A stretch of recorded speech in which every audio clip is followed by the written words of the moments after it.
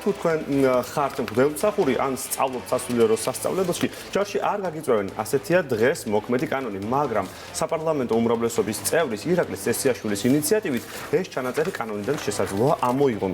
თუ კი ამ ცვლილებას პარლამენტი მხარს დაუჭერს. ეს იმას ნიშნავს, რომ მღვდელმსახურებს სასულიერო პირებს ჯარში წასვლა მოუწევთ, თუმცა ცვლილება არ შეეხება მართლმადიდებელი ეკლესიის მსახურებს, რადგან სახელმწიფოსა და მართლმადიდებელ ეკლესიას შორის გაფორმებული კონკორდატით მართლმადიდებელი სასულიერო პირები შეღავათით ისარგებლებენ.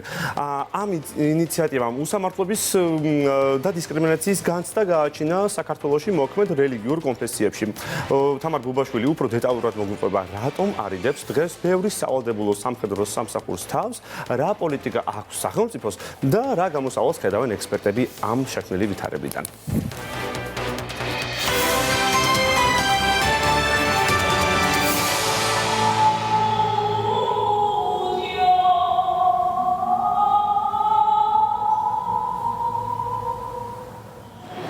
არტა კანტონიანი დიაკვანია 6 წლიანი სასულიერო განათლება სომხეთში მიიღო. საქართველოში დაბრუნების შემდეგ უკვე 1 წელია წმინდა ეჩმიაძინის სახელობის ეკლესიაში მსახურობს.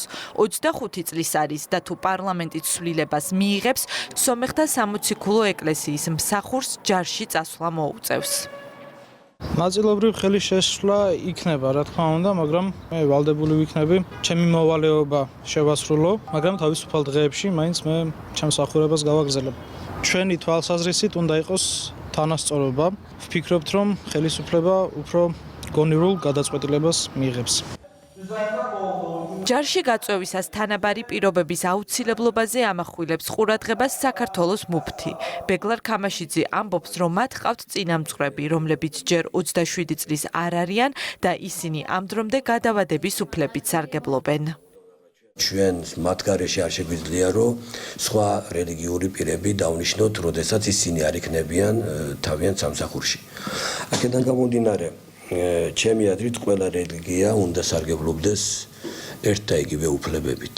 მაგრამ იმედი მაქვს, რომ ეს კანონი იქნება გადადებული, გადავადებული სიტყვაზე ან არ მიღებული და იმედი მაქვს, რომ ის ტოლერანტობა გამოჩნდება კიდევ ერთხელ, როგორც იყო ყოველთვის ჩვენს ქვეყანაში.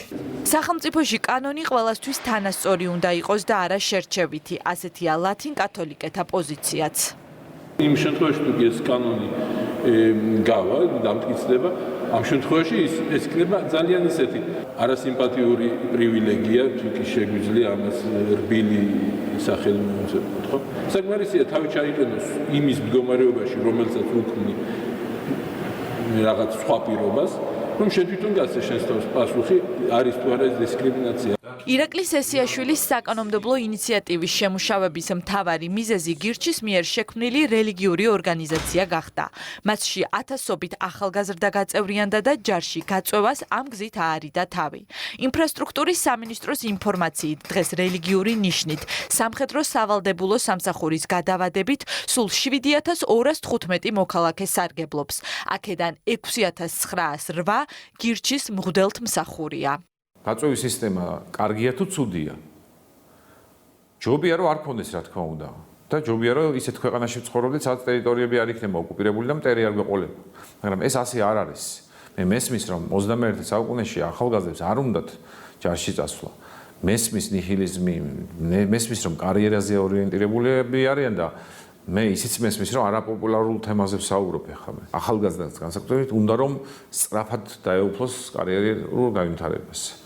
სამსახური იშოვოს, ცხოვრება მოიწყოს, განათლება მიიღოს. მაგრამ ის წევანდელები, რომლებიც არც სწავლობენ, არც დაკავებული არიან სხვა საქმით, ემსახურონ ქვეყანას. ბოლო 3 წლის მონაცემების მიხედვით სახელმწიფო ყოველწლიურად ჯარში სულ უფრო მეტი წვევამდელის გაწვევას ითხოვს. თუმცა გაწვევის მოთხოვნას წვევამდელთა რეალური რაოდენობა ჩამორჩება. ამ ფონზე საპარლამენტო უმრავლესობაში სისტემის ჩავარდნის საფრთხეებზე საუბრობენ. გაწვევა გვექნება, ოღონდ წვევამდელი აღარ გვეყოლება. უფრო მეტი მღვდელმსახური შეიძლება გვყავდეს ამ ფორმით, ვიდრე წვევამდელი. კანონის მიღება ერთი კონკრეტული ორგანიზაციის მიმართ არ შეიძლება. კანონის ბუნება არის ის, რომ ის არის მრავალჯერადი გამოყენების და ეხება ყველას. და ამ შემთხვევაში ღებულობენ კანონს, რომელიც გვეხება ჩვენ. ჩვენ გათავისუფლებული გვყავს გირჩის მომხრეები კი არა. ყავს ყველა პარტიის მომხრეები, ყველა პარტიის აქტივისტი ყავს გათავისუფლებული ქართული ოცნების ჩათვლით, ყავს გათავისუფლებული სასულიერო პირების ოჯახის წევრები, პარლამენტის წევრების ოჯახის წევრები, პოლიციელთა ოჯახის წევრები. გირჩმა რელიგიური ორგანიზაცია 2017 წელს დააფუძნა. მას შემდეგ მღვდელთმსახურის წოდება 15000-მდე მოქალაქეს მისცეს. გირჩი დღემდე სავალდებულო სამხედრო სამსახურის გაუქმებას ითხოვს და მიაჩნიათ, რომ ჯარში წასვლა ნებაყოფლობითი უნდა იყოს. ჯარში მიყავთ ადამიანები, იძულებით მათი ნების საწინააღმდეგო თუ ვინმე წასვლის სურვილი აქვს წავიდეს ჯარში და იმსახუროს, კი ბატონო, ეს ნებაყოფლობით იძულებით არ უნდა მიყავდეთ, რაღაც ეს მონობის ტოლფასია. მე ვფიქრობ, რომ ჩემი საქმით უფრო გამოვადგები ქვეყანას, ვიდრე პირობითად წავიდე მონად ვიყო და ეს ერთი წელი რეალურად დავკარგო თუნდაც ჩემი განვითარების ნაწილში. რაც შეეხება დაკარგულ დროს, შენ თუ საქართველოს შენ სამშობლოდ ვერ აღიქვამ, შენ თუ ფიქრობ, რომ მხოლოდ სახელმწიფოა ვალდებული იზრუნოს შენზე, ვიღაც სხვა მოხალისეა ვალდებული შენზე იზრუნოს, შენ დაგიცვას. ეს მიზეზებია მხოლოდ. მიზეზებია იმისათვის, რომ რა პირობებიც არ უნდა შეუქმნა ჯარში, მაინც არ წავლე. ბრიგადის გენერლის ამირან სალუქვაძის პოზიციით სამხედრო სამსახური ყველამ უნდა გაიაროს, თუმცა გენერალი ჯარში კვალიფიციური კადრების ნაკლებობაზე ამახვილებს ყურადღებას, რაც საბოლოო ჯამში სისტემას აზარალებს. საკადრო რესურსებს ძალიან სერიოზული გაფრთხილება ესაჭიროება. ჩვენ კადრებს არ ვფრთხილდებით. ოფიცრების გადინება არმიიდან დღეს კი არა, წლებია. წლების განმავლობაში ჯარი იმყოფება ქრონიკული რეფორმების პირობებში. ქრონიკული რეფორმები ანგრევს ნებისმიერ სისტემას. ყველა რეფორმა უნდა იყოს გამიზნული და დასაბუთებული. ჯართან და ჯარში გაწვევასთან დაკავშირებით არაერთი მოსაზრება არსებობს. აზრები უკვე გაიყო სესიაშვილის ახალ ინიციატივასთან მიმართებაშიც. არის თუ არა დისკრიმინაციული ვითარება, როდესაც მართლმადიდებელი ეკლესიის მსახურების გარდა ყველა სხვა რელიგიური კონფესიის წარმომადგენელს ჯარში წასვლა, ან ალტერნატიული შრომითი სამსახურის არჩევა მოუწევს. ამაზე ალბათ პარლამენტშიც ბევრს იკამათებენ.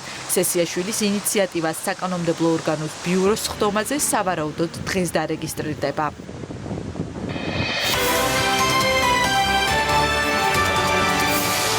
საბოლოოდ რა სახის მიიღებს ეს ახალი ინიციატივა, მამდე უნდა დავაზუსტოთ ავტორების განმარტებით მღვდელმსახურები, რომლებიც რელიგიურ საქმიანობას რეალურად ემსახურებიან და აქ არ არის საუბარი მხოლოდ მართლმადიდებლებზე, სამხედრო სამსახურის გადავადებას ან ალტერნატიული სამსახურის არჩევას ცვლილების მიღების შემდეგაც შეძლებენ. მოქალაქეებს ინდივიდუალურად შეუძლიათ მიმართონ პრემიერ-მინისტრს და ასე მოითხოვონ გადავადება, ასევე შეუძლიათ მოითხოვონ ალტერნატიული შრომითი სამსახური, მაგალითად საავადმყოფოებში, დასუფთავების სამსახურში, უსაფრთხო სადილის მომზადებაში, მოხუცებულების მოვლაში და სხვა.